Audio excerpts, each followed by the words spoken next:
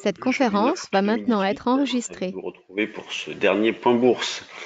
Avant mes vacances, hier aux US, eh bien, il ne s'est pas passé grand-chose. Les principaux indices sont terminés proches de l'équilibre. Il en était de même ce matin concernant l'Asie. Le Nikkei termine en baisse de 0,05. Et pourtant, le CAC ce matin ouvert avec un gap à la baisse. Donc vous avez l'indice CAC 40 en bas à gauche de votre écran qui a ouvert en dessous de ses plus bas d'hier, qui est actuellement à 5472 points. Donc on a un début de séance un petit peu plombé, avec une baisse depuis quasiment 8 heures ce matin. Donc on cherche toujours à acheter. La zone des 70-75 est une zone de rebond possible. Moi j'ai acheté un petit peu sur 75 déjà, dans l'idée d'aller chercher 93,5. C'est vrai que le fait qu'on soit allé chercher 67, peut-être que je vais rapprocher le niveau de vente à 83, vous voyez, des choses comme ça, dans l'idée de jouer dynamiquement, en ayant bien conscience que le marché est un petit peu faible depuis l'ouverture, mais en même temps on en a vu d'autres. Par le passé, il nous a montré qu'il avait des ressources, ce marché, donc on continue à travailler avec un biais plutôt haussier, tant que le marché est au moins au-dessus de 5440. En dessous, on aurait une première alerte en pur intraday, et le retournement de tendance, on peut considérer qu'il se ferait sous ses plus bas du mois de juillet, donc sous les 5340, donc il y a de la marge. On ne peut pas avoir une remise en question du mouvement de reprise trop proche, donc 5440 déjà, on aurait une première alerte. Notre scénario de fond a été parfaitement validé dans la mesure où le marché, pour l'instant, n'a pas franchi la zone des 5530, 5550. On a buté dessous à plusieurs reprises, et notamment encore hier, puisque au plus haut hier, on a tapé 5500 quasiment 30. Donc, on se posait la question sur un potentiel de hausse. Et nous, on était très sceptiques quant au fait que le marché pourrait poursuivre au-dessus des 5550. Et bien, pour l'instant, c'est parfaitement validé par les faits, mais on travaille tout de même avec un biais haussier. Donc méfiance cet été en cas de manque de densité, qu'on n'ait pas des retracements qui peuvent être parfois violents du fait d'un manque voilà dans l'absence de pas mal d'opérateurs, manque de densité dans les carnets. Mais en tout cas pour l'instant le biais sur le marché reste haussier, ça reste haussier également sur le DAX. Alors le DAX est quasiment revenu sur ces niveaux sur lesquels on a acheté hier. Donc si nous sur le forum on a acheté sur les 12 580, je vous le propose également dans le point bourse. Donc achat 12 580, on a vendu jusqu'à 12 660. Alors, vous voyez, on n'a pas vendu au plus haut, mais ça fait déjà un bel écart, 80 points, c'est chouette. Donc 12 560,80, c'est la zone d'achat sur le DAX pour aujourd'hui. L'eurodoll revient un petit peu en arrière ce matin, il est actuellement à 1,1590. Donc la zone des 1,1630 a parfaitement fonctionné comme résistance. On cherche toujours à vendre sur des rebonds, donc 1,162030, on prend les mêmes et on recommence, dans l'idée de jouer 1,1583, voire pourquoi pas 1,1553, qui est le niveau qui avait parfaitement tenu la fois précédente en début de semaine, donc un 15,53 comme objectif potentiel, objectif important. Quand on regarde du côté des actions, on a quasiment que des baisses. Seules deux valeurs sont en hausse, Sodexo et Kering. Petite hausse pour ces deux valeurs-là. La plus forte baisse, c'est la Société Générale. Donc on voit que les bancaires sont plombés ce matin, puisqu'elles perdent quasiment toutes 1%. Société Générale moins 12, BNP moins 0,3, Crédit Agricole moins 0,96.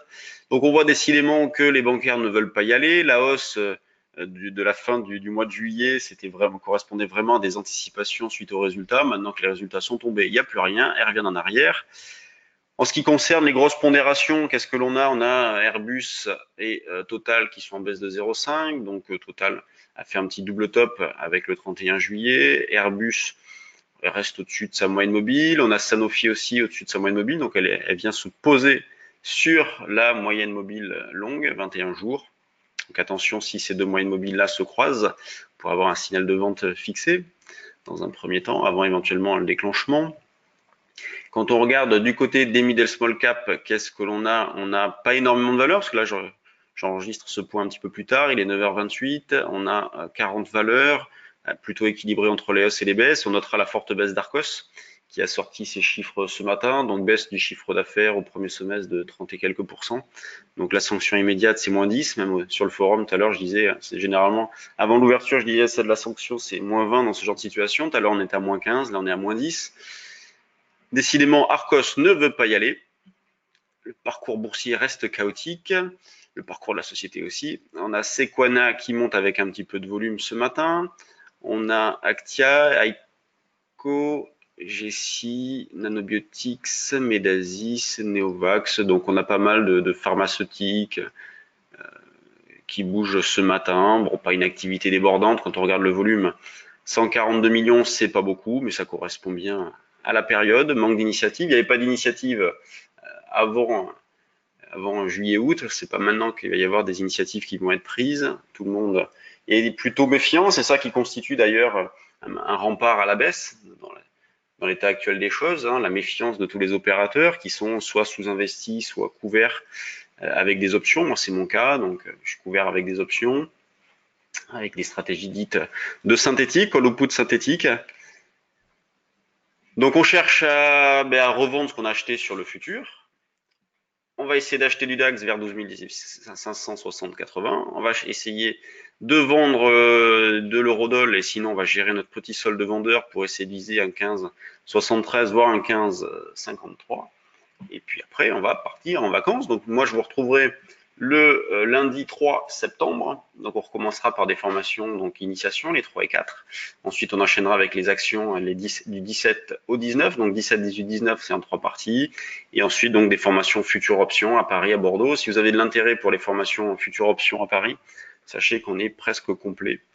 Donc, si vous avez de l'intérêt, vous pouvez nous envoyer un petit message à info@percevalfinance.com.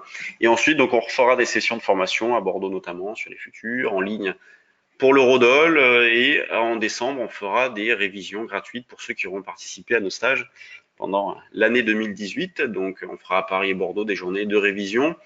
Donc, des journées de trading, de révision des formations, de coaching. Donc, voilà, c'est sympa. Nous, on s'inscrit donc dans le partage d'idées, dans le partage de connaissances et on trade avant tout. Sur ce, bien, je vous souhaite de bonnes vacances, soyez prudents sur les marchés et on se retrouve début septembre. Salut tout le monde.